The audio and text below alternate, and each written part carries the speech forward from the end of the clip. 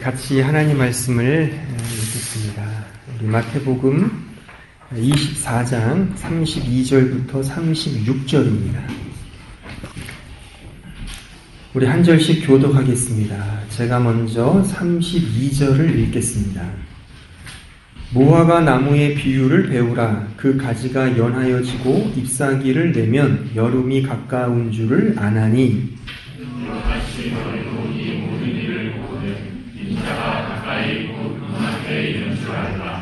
내가 진실로 너희에게 말하노니 이 세대가 지나가기 전에 이 일이 다 일어나리라. 같이 봅니다. 그러나 그날과 그때는 아무도 모르나니 하늘의 천사들도 아들도 모르고 오직 아버지만 아시느니라. 계속해서 종말을 대하는 우리의 자세라는 제목으로 두 번째 우리 말씀을 나누고자 합니다. 지난 시간에 제가 그 첫 번째로 끝까지 견디는 자는 구원을 얻는다라고 얘기했습니다. 그래서 우리가 종말을 대하는 우리의 첫 번째 자세는 견디는 것이다. 근데 그 견디는 것은 오늘 하루를 견디는 것이다 라고 제가 이렇게 강조를 했습니다. 이제 오늘은 이어서 32절부터 36절까지 나와 있는 이 말씀을 토대로 종말을 대하는 우리의 자세 두 번째의 원리를 우리가 함께 생각해 보고자 합니다. 먼저 각 구절마다 한번 우리가 나름의 정확한 주석을 통해서 한번 의미들을 좀 도출해 내도록 하겠습니다. 오늘 본문의 32절부터 보면 이제 우리가 잘 아는 무화과 나무의 비유로 시작합니다. 무화과 나무의 비유는 이런 거죠. 그 나무의 가지가 연해지고 그 잎사귀가 나오면 여름이 가까이 온다는 것처럼 이러한 일이 일어나면 곧 내가 온다는 말이죠. 그러니까 자연의 변화는 곧 계절의 도래를 알리듯이 세상의 변화는 곧 주님의 오심을 보여준다. 이렇게 말할 수가 있습니다. 그러니까 이 세상은 늘 변한다는 거죠. 그러니까 무화과 나무가 변화하면 여름이 오는 것을 알듯이 이 세상이 이렇게 변해가면 결국에 종국에 종말이 오고 인자가 곧 온다라고 하는 사실을 이 무화과 나무 비유를 통해서 주께서 말씀하고 있는 것입니다. 그러니까 영원한 것은 없다는 거죠. 결국에 끝이 있다는 겁니다. 이 자연의 변화를 통해 계절의 도래가 오듯이 이 세상이 이렇게 변하면 곧 인자가 온다. 끝이 있다라고 하는 것을 이 무화과 나무 비유를 통해서 말씀해 주고 있는 것입니다.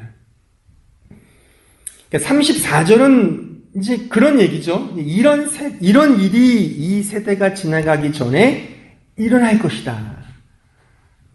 그러니까 이것은 완료형입니다. 그러니까 미래 완료형인데 다시 말하면 이러한 일이 이 세대 안에 일어날 것이다라고 하는 것이죠. 그럼 이 일은 뭐죠? 우리가 지금 살피고 있는 24절 그 앞절에 나와 있는 모든 이야기들, 재난, 큰 환난, 이 모든 것들이 바로 한 세대가 지나가기 전에 일어날 것이다. 그럼 그 일은 뭔데요? 제가 24장을 강해하면서 말씀드린 것이 예루살렘의 멸망이라 그랬습니다. 그겁니다. 보십시오. 우리가 한 세대라고 하면 대충 몇 년을 말합니까? 한 세대면 짧으면 한 20, 30년, 길게는 한 40, 50년을 한 세대라고 그러죠. 그렇죠? 그러니까 실제 그래요. 실제 이 말씀이 AD 30여 년 전에 이게 선포된 말씀이거든요. 근데 정확히 30여 년 후에 한 세대가 가기 전에 AD 70년경에 예루살렘이 로마에 의해서 멸망을 당합니다. 그러니까 이 말씀이 응한 거죠. 제가 그래서 이 24장 강해를 시작하면서 이런 말을 했죠. 모든 예언은 역사성을 갖고 있다. 기억하십니까? 잊어버리시죠. 모든 예언과 묵시는 역사성을 갖고 있다는 거 제가 말씀드려요. 이게 뭐냐면 모든 하나님의 예언의 말씀은 그냥 추상적인 의미로 말씀하지 않고 지금 우리가 살고 있는 이 역사적 사건을 통하여 드러난다는 겁니다.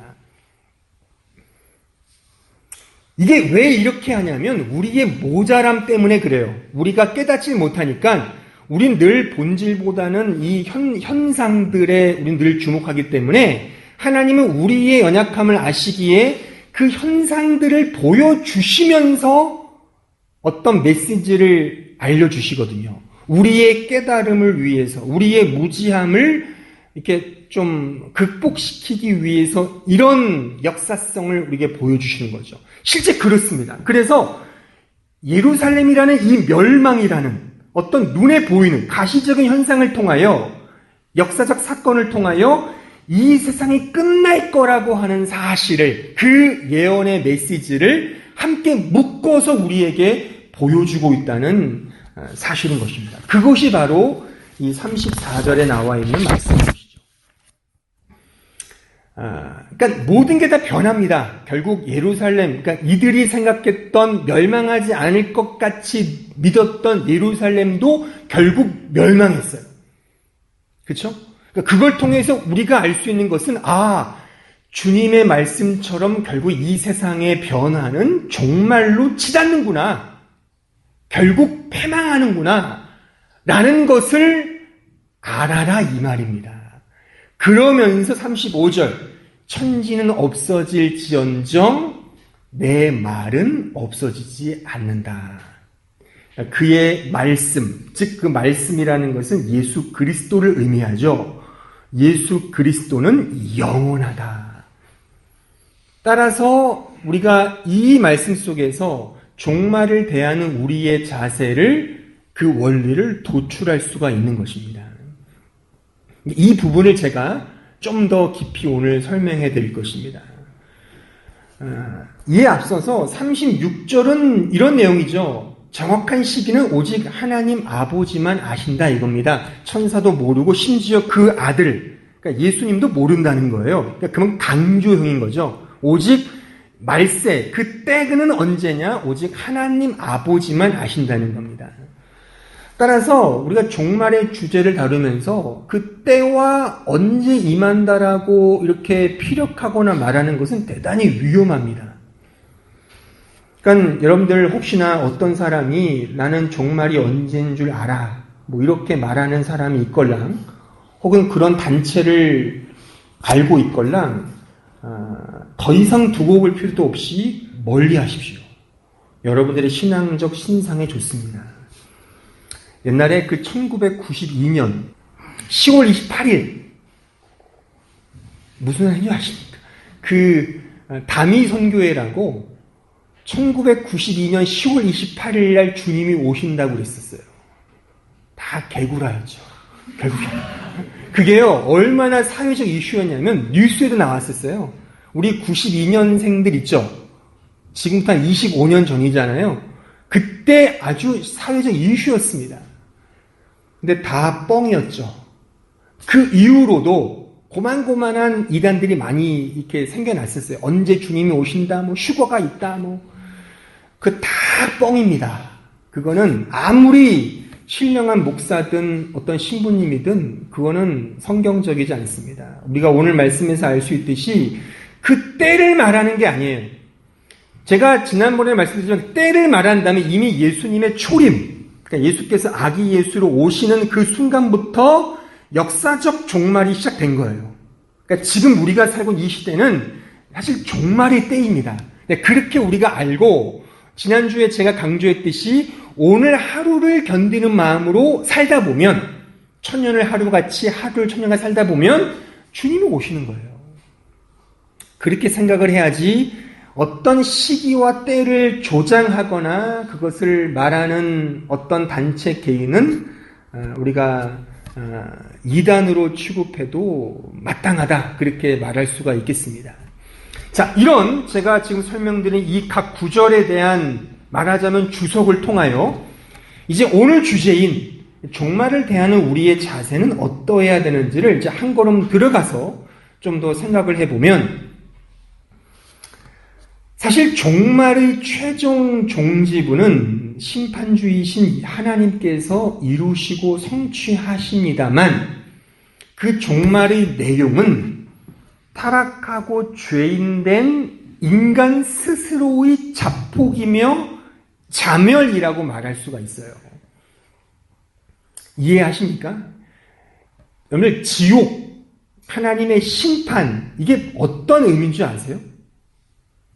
우리는 이것을 너무 휴머니즘으로 이해를 해요. 어떻게 이해하냐면 이런 거죠.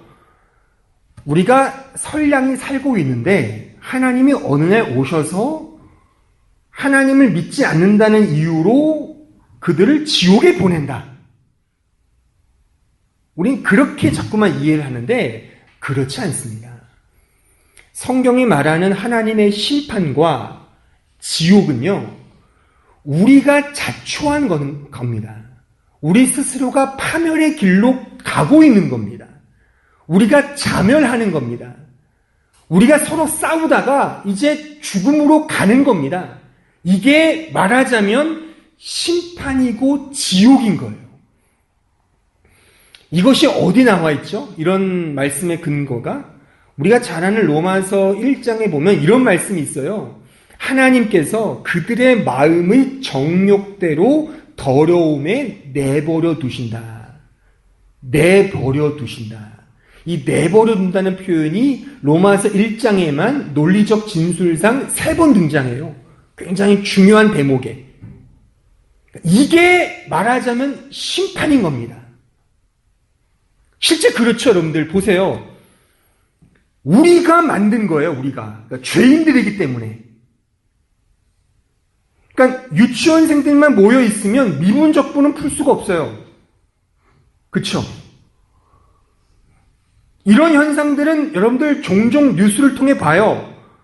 또 영화에도 등장하죠. 우리가 자초한, 우리가 서로가 핵전쟁을 일으켜서 지구가 멸망하잖아요. 마치 이런 것처럼 우리가 만들어내는 거예요. 왜? 우리는 죄인이기 때문에. 근데 하나님은 우리를 그런 식으로 내버려 두신다는 거예요. 이게 말하자면 심판인 겁니다. 그리고 이것이 지옥이죠. 그런 우리끼리의 삶, 서로 의심하고 서로 싸우고 헐뜯고 미워서 서로 죽이는, 이게 말하자면 종말인 겁니다. 그러니까 이게 예전에 우리가 이 14장을 통해 우리가 확인했듯이 예루살렘의 멸망이 그거잖아요. 모든 전쟁을 보세요. 전쟁사를 보세요. 이 나라, 이 세상에. 다 뭐예요? 욕심이 과한 것이 전쟁이 나잖아요. 우리나라의 한국 전쟁, 세계대전 다 뭐예요? 열강들의 욕심 때문에 생긴 전쟁들이잖아요. 다. 그쵸? 그러니까 이렇게 계속 변화돼서 결국에 이 세상이 망한다는 겁니다. 이것이 종말인 것입니다. 그러니까 우리가 아무리 좋은 의도와 좋은 방법으로 변화를 도모하려 한다 하더라도 그 결국은 도로 아미타불, 결국 망하는 것이다 라고 하는 것이죠. 이것이 종말은 자멸, 종말은 자폭이다라고 하는 사실을 우리는 알아야 할 중요한 내용인 것이죠. 따라서 개인을 보든 한 나라의 공동체를 보든 간에 사실 끝은 있습니다. 개인으로서는 죽음이라는 비극이 있고요. 공동체로서는 멸망이라는 것을 우리는 피할 수가 없겠죠. 역사가 이것을 증명합니다. 역사가 증명합니다. 그러니까 이런 말이 있었잖아요. 모든 길은 로마로 통한다. 그만큼 대제국 로마였습니다. 하지만 그 제국도 결국 망했습니다. 해가 지지 않는 나라, 대영 제국, 영국. 지금은 어떻죠? 늘 해가 지고 있는 나약한 나라가 아닌가. 현재 최강대국 미국. 영원하지 않습니다. 영고성쇠라는 말을 들어보셨죠? 밀물과 썰물, 결국에는 이게 역사적 순리라는 거죠. 결국에 모든 변화의 끝은 패망과 종말로 치닫는다는 사실이고, 이것이 바로 무화과 나무 비유를 통해 우리가 깨달아야 할 중요한 사실인 것입니다. 물론 변화라는 말이 꼭 부정적인 말로만 쓰이는 것은 아니에요. 좋은 의미로도 사용되기도 합니다. 가령 새 술은 새 부대에 담아야 한다 라든가 고인물은 썩는다 라고 하여 계속 변화와 갱신과 개혁을 외치기도 합니다. 예전에 그 오바마가 대통령 될 때 이런 말로 대통령 됐잖아요. Change comes to Washington. 변화가 워싱턴에 온다. 그 말 한마디 때문에 군중들이 일으켰잖아요. 그러니까 변화라는 말에 긍정성이 있어요. 근데 이것은 사실 현대 사회에도 그렇고 우리가 살고 있는 이 시대를 넘어서서 모든 이 역사와 또는 철학과 인문학의 아주 중요한, 말하자면 이 사조가 돼요. 그러니까 예전에 그 고대 철학자인 헤라클레이토스가 이런 말을 했어요. 유명한 말인데 You cannot step twice into the same river. 이게 뜻이 뭐냐면 결국 똑같은 강을 건널 수 없다는 거예요. 그렇죠. 강을 건너는데 똑같은 형태의 강을 건너는 사람은 없어요. 물의 흐름, 다 달라요. 그러니까 이게 변화를 강조하는 거예요. 변화의 정당성, 변화의 어떤 역동성, 긍정성, 심지어 변화의 완전성을 강조하는 말이 이 고대 철학자의 말이거든요. 그것을 근거로 하여 늘 변화를 일으키는 거죠. 변화해야 된다, 변화해야 된다. 변화해서 결국에는 최종 도달점인 유토피아를 건설하고 파라다이스를 우리가 이루어야 한다라는 식으로 모든 철학과 인문학, 현대 사조가 흘러가고 있어요. 근데 이런 변화의 긍정성의 논리적, 학문적, 소위 분수령을 일으켰던 이론이 그 유명한 찰스 다윈의 진화론이죠. 이 진화론과 엮어지면서 변화는 곧 또 다른 창조로 이것이 급진보된 거죠. 그러니까 진화론의 핵심이 뭡니까? 진화론의 핵심 가치는 이런 거죠. 자연적 선택과 자연 도태가 변증법적으로 이렇게 상호 관계를 통해 새로운 어떤 진보와 진화를 이루어간다는 이론이 진화론의 핵심 내용입니다. 그러니까 자연 선택과 자연 도태는 결국에 이런 거예요. 좋은 놈은 진화하고 좋지 못한 놈은 없어진다 이거죠. 그러니까 예전에 지구상을 지배했던 건 공룡이었다 그러잖아요. 공룡이 환경에 적응을 못하니까 도태되고 거기에 남은 지금 이 지구를 지배하는 최고의 유전자는 인간이라 이거죠. 또 어떤 책에 보니까 그러더라고요. 마지막 때가 되면 뭐만 남는 줄 아십니까? 인간은 다 망한대요. 가장 최고의 종자가 뭐라고 한 줄 아십니까? 벌레, 바퀴벌레. 그러니까 핵전쟁에 나면 바퀴벌레가 살아남는다는 거예요. 이 우라늄이 가득 찬 이 지구상에 가장 잘 적응력을 가진 곤충이 바퀴벌레라는 거예요. 이게 진화론입니다. 결국 이렇게 계속 자연 선택과 자연 도태를 통해 좋은 놈만 남는 거죠. 그래서 그들을 통하여 유토피아를 만든다는 거죠. 이것이 지금 우리가 알고 있는 모든 이 현대 사조의 핵심 가치예요, 사실. 그러나 성경은 전혀 반대를 말하는 거예요. 이 세상에 영원한 것은 없다는 겁니다. 모든 변화와 모든 개혁의 마지막에는 끝이 있다는 겁니다. 끝이 있다. 그러니까 영원성이라고 하는 것은, 영원성이라는 것은 결국 이 세상에는 있을 수가 없다는 것이 오늘 본문의 무화과 나무의 핵심적인 내용인 것입니다. 한번 생각해 보십시오. 이 세상에 영원한 것이 있습니까? 이 세상에 영원한 것이 있으면 말해 보십시오. 당연히 우리 인간은 죽죠. 육체는 죽어요. 그러니까 육체를 영원하다고 말할 수는 없어요. 그러면 정신과 가치 이런 것이 영원할까요? 여러분들 1910년에 한일 합방이 일어나잖아요. 이게 소위 경술국치라고 하는데, 근데 보세요. 1910년 전에 그 한일 합방 전에 이 우리나라 전역에서 의병 활동이 일어났어요.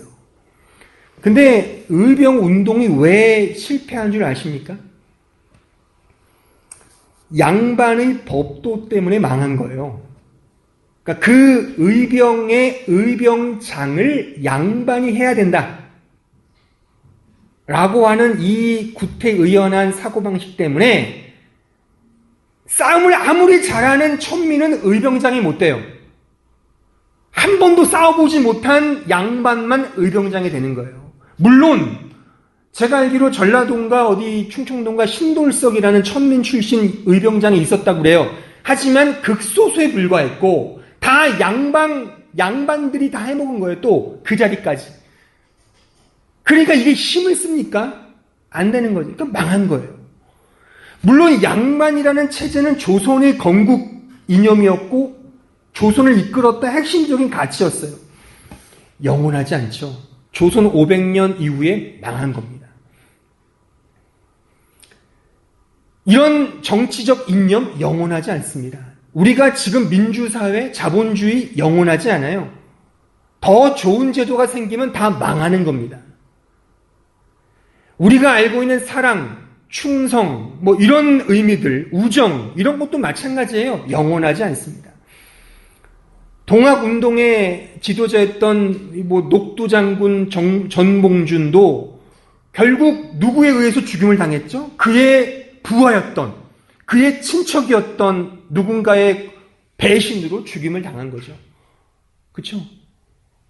조선의 건국제였던 정도전 선생도 결국에 같은 자기의 부하들에 의하여 죽임을 당한 거잖아요. 그러니까 이 세상에서 말하는 어떤 가치들 영원하지 않습니다. 그러니까 우리는 동화를 통해 백설공주가 왕자님과 행복하게 살았다는 식으로 끝났지만 사실 우리가 후속편을 못 만들어서 그렇지 후속편을 만들면 아마 이혼했지 않았을까? 그럴 수 있어요. 이게 이 세상인 거예요. 다. 모든 것이 다 우리가 아무리 변하고 변해도 결국에는 종말을 고할 수밖에 없는 것. 영원한 것이 없습니다. 이 세상에는. 그러니까 마치 밑둥이 잘린 큰 나무와 같죠. 밑둥이 잘리면 죽은 거예요. 하지만 현상적으로는 여전히 잎사귀가 파랗고 아주 그냥 녹색이고 되게 힘이 나는 것 같이 보이지만 결국에는 죽은 거다 이거죠. 이 세상에는 영원한 것이 없습니다. 하지만 우리 기독교가 말하는 핵심적 진리 중에 하나가 종말론인데 이것은 바로 종말은 있다는 것이고 이 세상의 모든 것들은 다 변하고 변해도 주의 말씀은 변하지 않는다 이겁니다. 그래서 변함이 없는 진리이신 예수 그리스도 안에 거하는 것이야말로 이 종말을 대하는 우리의 중요한 자세이다라는 것이 제가 오늘 이 설교를 통해 강조하고 싶은 내용인 것입니다. 자, 말씀을 좀 찾아보면 우리 고린도후서 4장 16절에 한번 가보실까요? 16절로 5절 1절까지 같이 읽어보겠습니다. 시작! 그러므로 우리가 낙심하지 아니하노니 우리의 겉사람은 낡아지나 우리의 속사람은 날로 새로워지도다. 우리가 잠시 받는 환난에 경한 것이 지극히 크고 영원한 영광에 중한 것을 우리에게 이루게 함이니 우리가 주목하는 것은 보이는 것이 아니요 보이지 않는 것이니 보이는 것은 잠깐이요 보이지 않는 것은 영원함이라. 만일 땅에 있는 우리의 장막집이 무너지면 하나님께서 지으신 집 곧 손으로 지은 것이 아니요 하늘에 있는 영원한 집이 우리에게 있는 줄 아느니라. 그러니까 이 세상 것은 다 무너진다는 거죠. 우리의 장막집은, 이 세상의 집은 무너지지만 결국 하늘에 있는, 즉 하나님이 만드신 그 영원한 집은 무너지지 않는다라고 하는 것입니다. 자, 고린도전서 15장 50절입니다. 같이 읽어보겠습니다. 시작. 형제들아, 내가 이것을 말하노니 혈과 육은 하나님의 나라를 이어받을 수 없고 또한 썩는 것은 썩지 아니하는 것을 유업으로 받지 못하느니라. 보라, 내가 너희에게 비밀을 말하노니 우리가 다 잠잘 것이 아니요 마지막 나팔의 순식간에 호련이 다 변화되리니 나팔 소리가 나매 죽은 자들이 썩지 아니할 것으로 다시 살아나고 우리도 변화되리라. 이 썩을 것이 반드시 썩지 아니할 것을 입겠고 이 죽을 것이 죽지 아니함을 입으리로다. 이 썩을 것이 썩지 아니함을 입고 이 죽을 것이 죽지 아니함을 입을 때에는 사망을 삼키고 이기리라고 기록된 말씀이 이루어지리라.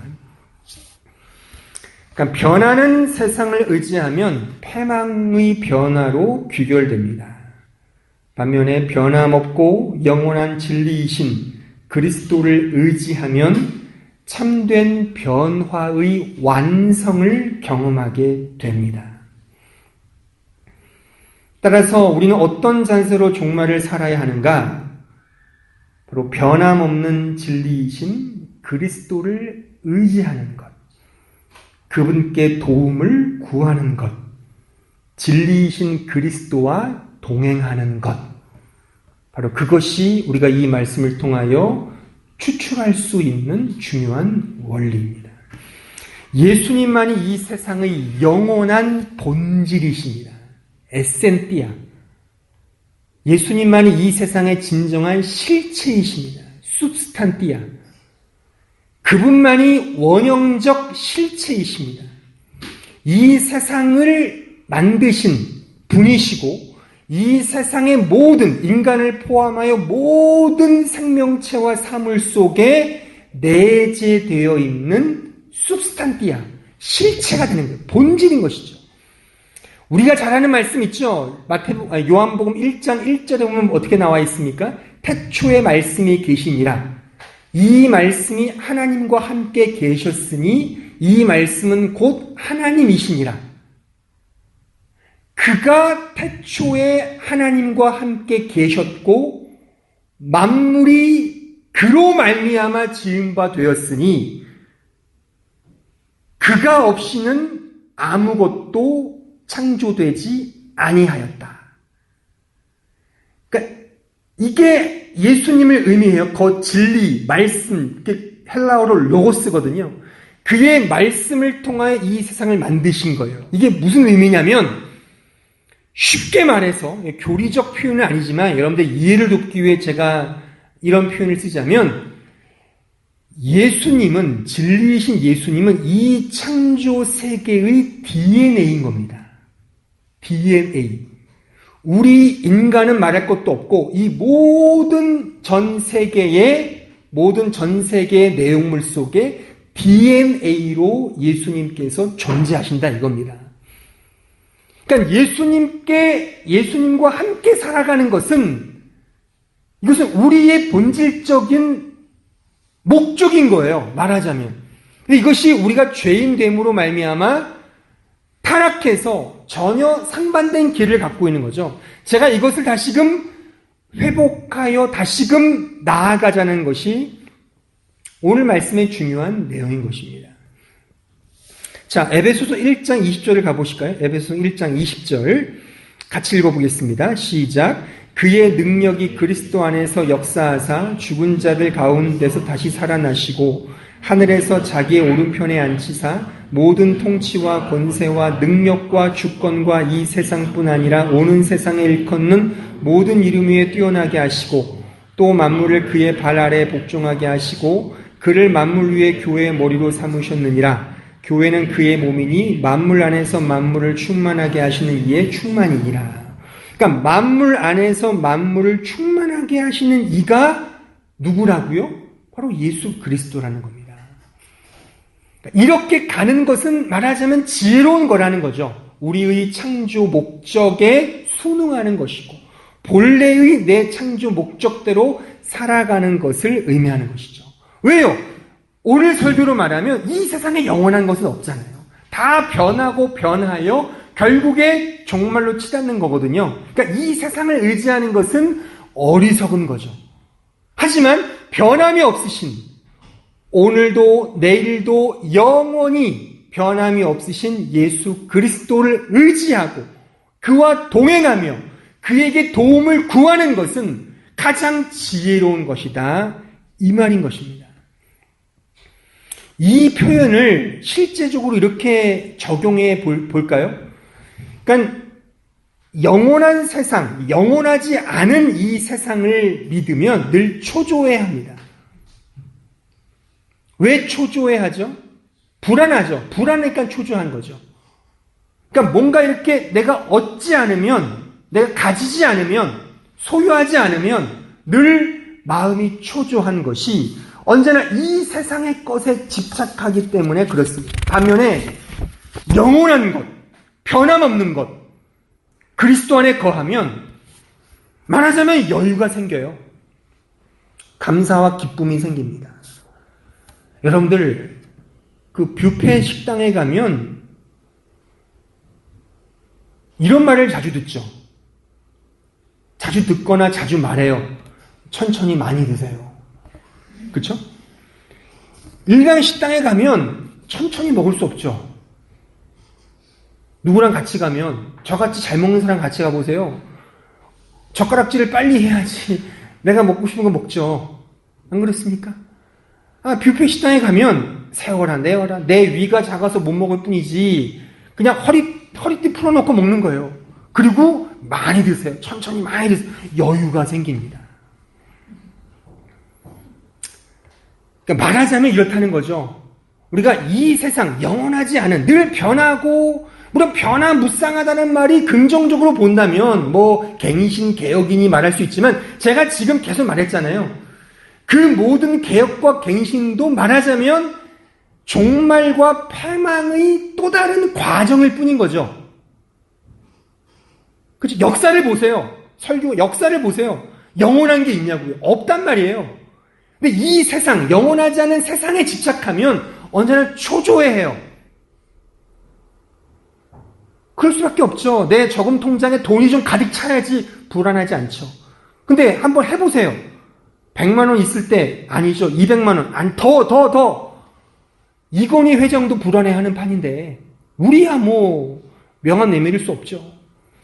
그러니까 이 세상의 것은 늘 우리를 초조하게 만들어요. 그런데 영원한 것, 변함없으신 예수 그리스도 안에 거한다면, 진짜 거한다면 우리 안에 물론 늘 그렇지는 않겠지만 그래도 진정한 여유와 이 세상에 대한 초연함과 만족감과 기쁨과 감사가 나온다는 것입니다.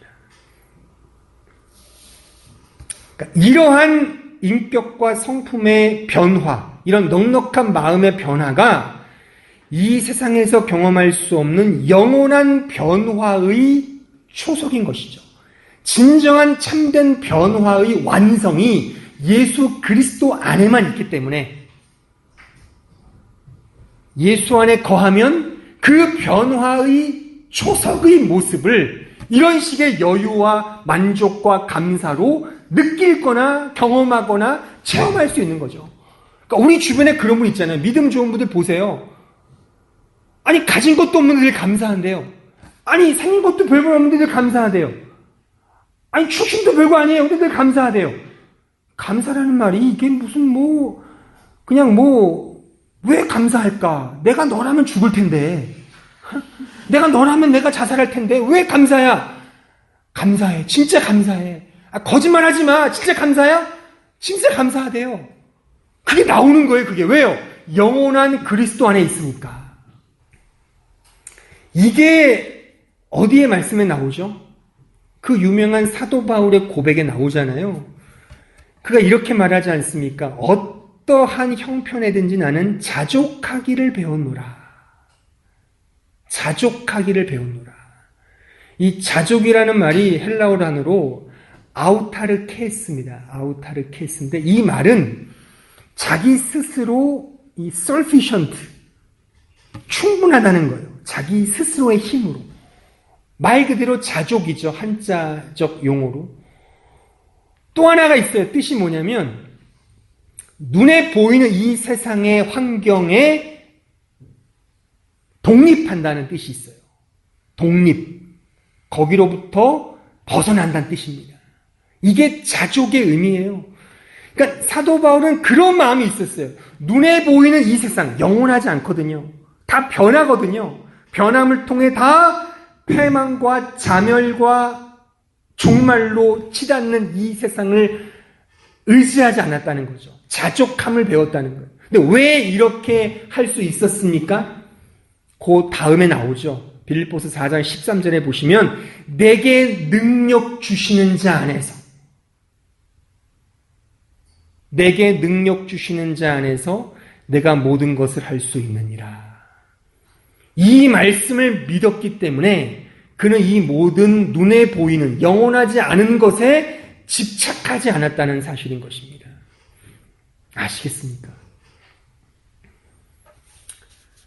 사랑하는 성도 여러분, 제가 눈에 보이지 않는 하나님의 나라, 그리스도에게 집중하고 눈에 보이는 이 세상에 대하여는 집착하지 말라는 것이 자칫 이 세상을 대충대충 살자라고 오해하신다면 그것은 오해입니다. 저는 도리어 더 잘 살자는 겁니다.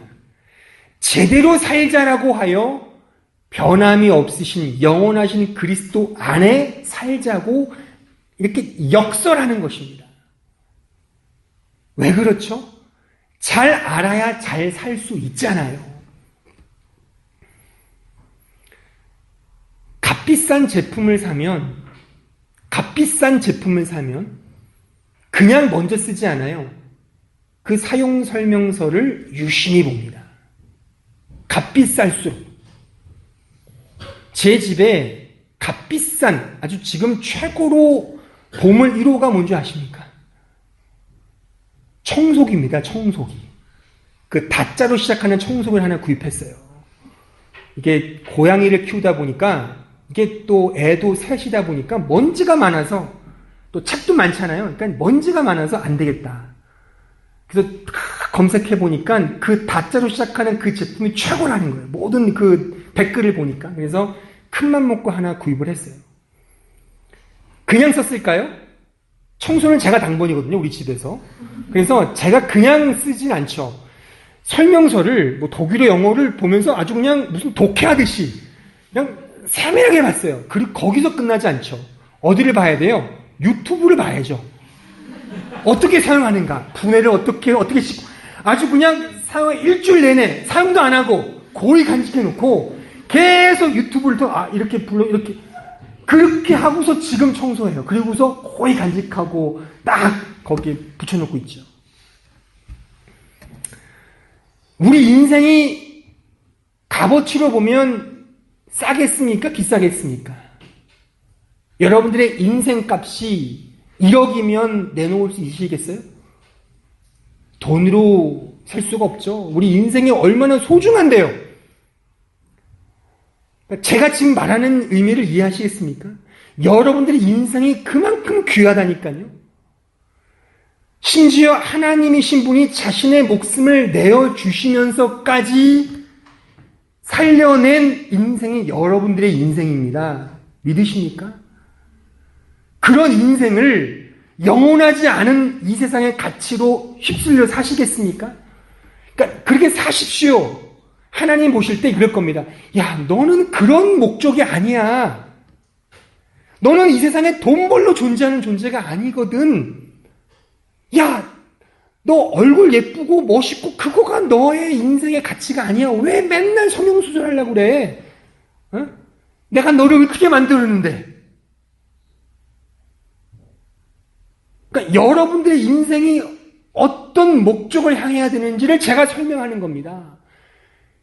그러니까 우리의 인생을 제대로 살기 위해서는요, 이 세상을 보면 안 되고 변함이 없는 영원한 바로 우리의 진리이신 예수 그리스도 안에 있을 때, 그의 원형 본질, 그 에센티아를 내가 소유할 때 비로소 진정한 인생을 살아갈 수 있는 거예요. 그러니까 인생을 더 잘 살려고 제가 이 영혼이라는 이 추상적인 이 개념을, 이 말씀을 통해 제가 설교하고 있는 것입니다. 자, 말씀을 마무리 지으면서 우리 에베소서 6장 10절로 17절을 보시겠습니다. 에베소 6장 10절로 17절 같이 읽어보겠습니다. 시작. 끝으로 너희가 주 안에서와 그 힘의 능력으로 강건하여지고 마귀의 간궤를 능히 대적하기 위하여 하나님의 전신갑주를 입으라. 우리의 씨름은 혈과 육을 상대하는 것이 아니요 통치자들과 권세들과 이 어둠의 세상 주관자들과 하늘에 있는 악의 영들을 상대함이라. 그러므로 하나님의 전신갑주를 취하라. 이는 악한 날에 너희가 능히 대적하고 모든 일을 행한 후에 서기 위함이라.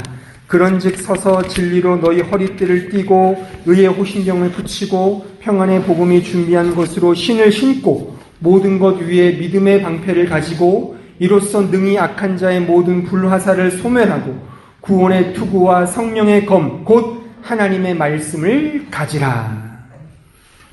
이 말씀은 하나님의 전신갑주를 전장에 나가는 병사의 무장으로 설명하고 있습니다. 특히 마지막 17절 성령의 검 곧 하나님의 말씀을 가지라. 하나님의 말씀을 가지라. 이 말씀에 주목하셔야 합니다. 전장에 나가는 병사에게 가장 중요한 것은 무엇보다 무기입니다. 성경이 말하는 영적 전쟁의 유일한 무기는 하나님의 진리, 그 말씀, 또 그 말씀이신 예수 그리스도인 것입니다. 이 세상에 그 무엇도 영원하지 않습니다. 다 변합니다. 그 변화의 종착역에는 패망과 자멸과 종말이 있을 뿐입니다. 따라서 오직 그리스도의 진리만이 영원하고 그것에 달라붙어 있는 자만이 영원한, 참된 영원한, 참된 변화의 완성을 경험하게 되는 것이죠. 영원한 것을 얻고자 영원하지 않은 것을 버리는 것은 결코 바보가 아닙니다. 그것은 도리어 지혜로움입니다. 이 세상을 사시면서, 이 땅에 살면서 영원하지 않은 것에 눈을 돌릴 수가 있어요. 그럴 수 있어요. 이 땅에 살기 때문에. 하지만 거기에 집착하지 말자 이거죠. 오늘 설교를 통해 우리는 영원한 나라의 백성이 아니냐. 나는 이 세상의 에센티아, substantia, 실체이시며 본질이신 그리스도를 소유한 예수님의 제자가 아니냐. 너무 이 세상의 어떤 일에 대하여 너무 지나치게 일일비하지 말고, 그러니까 개중에는 많은 어려움 속에 힘든 지체도 있을 겁니다. 근데 그 힘든 게 과연 뭔지를 제가 묻고 싶은 거예요. 영원한 것을 얻기 위해 고심한 적 있으세요? 그렇지 않잖아요. 사실 우리가 고민하고 괴로워하는 모든 것들의 주제는 다 사실 변하는 것들이거든요. 변하는 것들이거든요. 그런 것에 우리는 늘 힘들어해요. 힘들 수 있어요. 제가 그것을 낮게 보는 게 아닙니다. 다만 우리는 그 너머의 세상을 바라보는 하나님의 백성들이잖아요. 그러니까 영원한 것을 우리가 소유했다면 좀 더 여유를 가지고, 좀 더 느긋하게 기다리면서, 참으면서, 견디면서, 그리스도의 도움을 구하면서 우리가 할 수 있는 게 있잖아요. 기도할 수 있잖아요. 여러분들께 기도할 수 있잖아요. 하나님 도와주세요. 도와주세요. 제가 힘듭니다. 도와주세요. 하나님께 기도하세요. 하나님이 주십니다. 좋은 걸 주십니다. 이렇게 기도할 수 있는 그런 마음으로 이 종말을 대하라는 겁니다. 이러한 마음과 이러한 자세와 태도로 여러분의 각자의 삶을 정말 그리스도를 의지하며 영원한 것을 품으며 살아가시는 우리 모두가 다 되시기를 진심으로 바랍니다.